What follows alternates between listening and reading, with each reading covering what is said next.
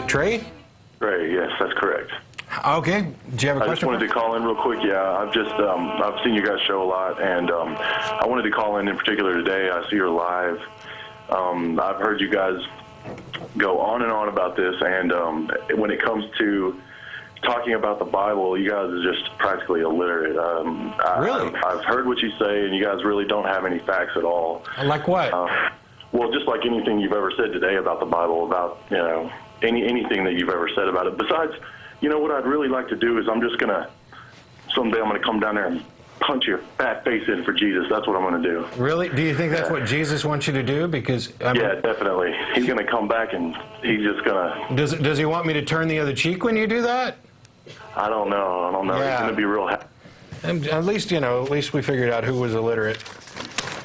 But one of my favorite calls, I'm going to come punch your face for Jesus.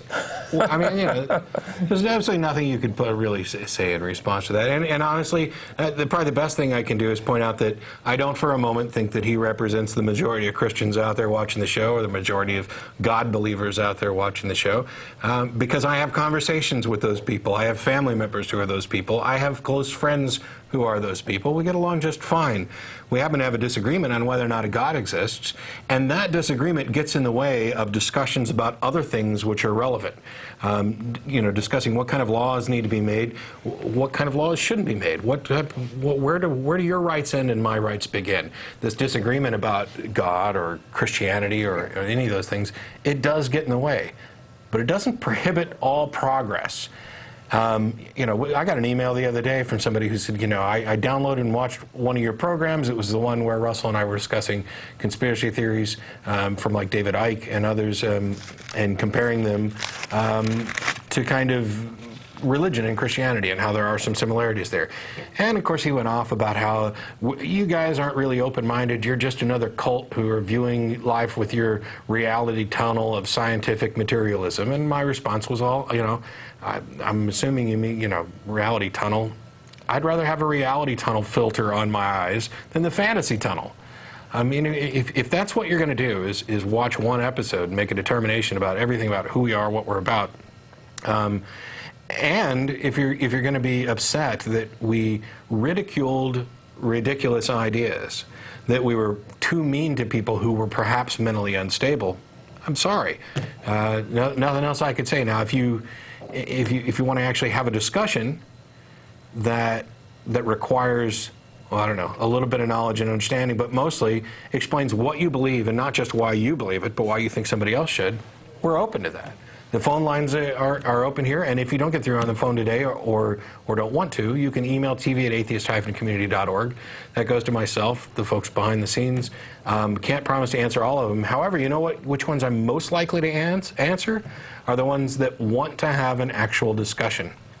Because as somebody who was raised with particular beliefs, who wanted to be a minister, who studied to do this, I've changed my beliefs, and I have good reasons, I think, for changing them. I'm still, however, open-minded. The only thing that anybody needs to do in order to convince me to change my mind on something is to present good, reasoned argument and evidence. That's it. Appeals to emotion and threats, those aren't going to do anything. What do you suppose Trey's response would have been to his junior high school or high school teachers who let him know that he might not have given a correct answer on a math or science test? I don't know. Would he have punched him in the face? I don't know. It leaves one to wonder. It takes, it could be very dangerous to be a public high school or junior high school teacher these days. That's right, yeah.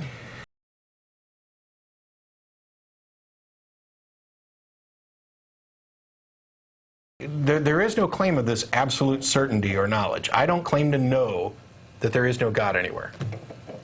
Okay, well that's cool because I didn't realize that. I thought that atheists were pretty hand in hand, hardline. There is no God, and we know that for sure. I happen to believe there is no God, but I don't claim this as an absolute certainty because I think absolute certainty is useless.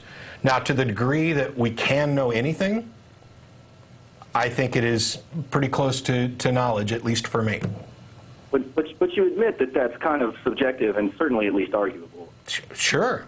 But the only thing that's going to change my mind is evidence and reasoned argument, not appeals to emotion, not eyewitness testimonial anecdotal evidence of my grandpa had cancer and we prayed and he got better. Well, so what?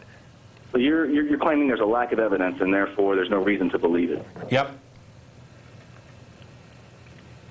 Well, I got it. How about this? How about I just come down there and punch your fat head in for Jesus? That was great.